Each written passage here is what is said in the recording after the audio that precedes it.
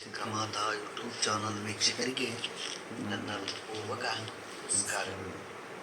ಸುಭಾಷಿತ: ನಾವು ಚೆನ್ನಾಗಿದ್ದೇನೆ ಎಂದು ನಾವು ಎಲ್ಲರ ಹತ್ತಿರ ಹೇಳಬಹುದು, ಆದರೆ ನಾವು ಕಷ್ಟದಲ್ಲಿದ್ದೇನೆ ಎಂದು ಹೇಳಲು ನಮ್ಮ ಹೃದಯಕ್ಕೆ ತುಂಬ ಹತ್ತಿರ ಇರುವವರು ಬೇಕಾಗುತ್ತದೆ.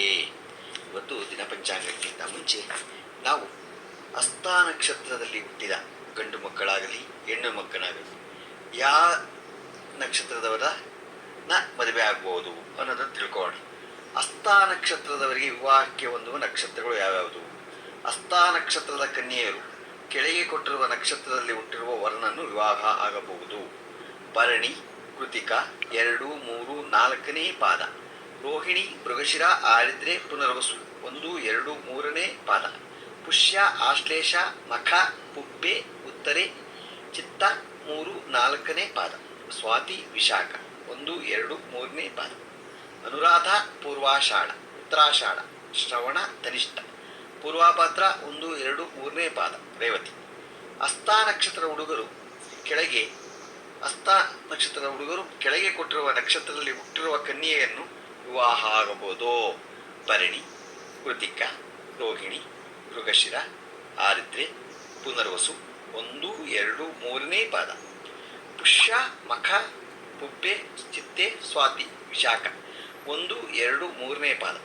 ಅನುರಾಧ, ಉತ್ತರಾಷಾಢ, ಶ್ರವಣ, ಧನಿಷ್ಠ, ಉತ್ತರಾಭಾದ್ರ, ರೇವತಿ. ಹಸ್ತ ನಕ್ಷತ್ರದವರ ಜನನಕ್ಕೆ ಶಾಂತಿ. ಹಸ್ತ ನಕ್ಷತ್ರದಲ್ಲಿ ಮಗು ಹುಟ್ಟಿದಾಗ ತಂದೆ ತಾಯಿ 108 ಬಾರಿ ಒಂದು ಶ್ಲೋಕ ಇರುತ್ತೆ. ಅದನ್ನು ಗುರುಗಳನ್ನ ಕೇಳಿಕೊಂಡು ಅಕ್ಕಿ, ಬೆಲ್ಲ ಹಾಗೂ ಹೆಸರು ಕಾಳು ದಾನ ಕೊಟ್ಟಲ್ಲಿ ನಕ್ಷತ್ರ ದೋಷ ಪರಿಹಾರ ಆಗತ್ತೆ. ಇದನ್ನು ಮಾಡಿಕೊಂಡ್ರೆ ಹಸ್ತ ನಕ್ಷತ್ರದವರು ಇದಾಗತ್ತೆ. ಅವರು ಯಾವ್ಯಾವ ಕನ್ಯೆಯನ್ನ ಮದುವೆ, ಹೆಣ್ಣಾಗಲಿ ಗಂಡಾಗಲಿ ಯಾವ ನಕ್ಷತ್ರದಲ್ಲಿ ಹುಟ್ಟಿದ ಕನ್ಯೆಯನ್ನು ವಿವಾಹವಾಗ್ಬೋದು ಅಂತ ಬಗ್ಗೆ ತಿಳ್ಕೊಂಡು ಇವತ್ತು ದಿನಪಂಚಾಂಗವನ್ನು ತಿಳ್ಕೊಳ್ಳೋಣ.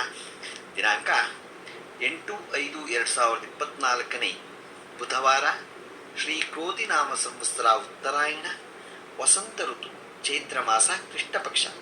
ತಿಥಿ ಅಮಾವಾಸ್ಯೆ, ಬೆಳಗ್ಗೆ 8:42, ನಂತರ ಪಾಡ್ಯ. ನಕ್ಷತ್ರ ಭರಣಿ, ಹಗಲು 1:49, ಮಳೆ ಭರಣಿ 4ನೇ ಪಾದ. ರಾಹುಕಾಲ 12:20ರಿಂದ 1:55, ಉಳಿಕ ಕಾಲ 10:45ರಿಂದ 12:20, ಯಮಗಂಟ ಕಾಲ 7:35ರಿಂದ 9:10. ಇವತ್ತು ಯಾರು ಹುಟ್ಟುಹಬ್ಬ ಆಚರಿಸ್ಕೊತಿದ್ರು, ಮದುವೆಯಾದ ದಂಪತಿಗಳು ವಾರ್ಷಿಕೋತ್ಸವ ಆಚರಿಸ್ಕೊತಿರೋರಿಗೆ ನಮ್ಮ ಹೆಬ್ಬಳಲು ಶ್ರೀ ಚಕ್ರಮಾತಾ ಯೂಟ್ಯೂಬ್ ಚಾನಲ್ ಕಡೆಯಿಂದ ಶುಭ ಕಾಮನೆಗಳನ್ನು ತಿಳಿಸ್ತೀವಿ. ದೇವರು ಅವರಿಗೆ ಆಯಸ್ಸು, ಆರೋಗ್ಯ, ಐಶ್ವರ್ಯ ಎಲ್ಲ ಕೊಟ್ಟು ಕಾಪಾಡಲಿ ಅಂತ ನಾನು ಕೇಳ್ಕೊತೀನಿ. ನಮ್ಮ ಹೆಬ್ಬಳಲು ಶ್ರೀ ಚಕ್ರಮಾತಾ ಯೂಟ್ಯೂಬ್ ಚಾನಲ್ ಯಾರು ಸಬ್ಸ್ಕ್ರೈಬ್ ಆಗಿಲ್ಲ, ದಯಮಾಡಿ ಸಬ್ಸ್ಕ್ರೈಬ್ ಆಗಿ ಲೈಕ್ ಕೊಡಿ. ಇದು ನಿಮ್ಮದೇ ಚಾನಲ್ ಆಗಿರೋದ್ರಿಂದ ನಮ್ಮ ಲಿಂಕನ್ನು ಬೇರೆ ಗ್ರೂಪ್ಗಳಿಗೆ ಫಾರ್ವರ್ಡ್ ಮಾಡಿ. ಇದರಲ್ಲಿ ಏನಾದರೂ ತಪ್ಪುಗಳು ಕಂಡು ಬಂದಲ್ಲಿ ನಮ್ಮ ಕಾಮೆಂಟ್ಸ್ ಬಾಕ್ಸ್ನಲ್ಲಿ ಹಾಕಿದ್ರೆ ತಿದ್ದುಕೊಳ್ಳೋದಕ್ಕೆ ಅನುಕೂಲ ಆಗುತ್ತೆ.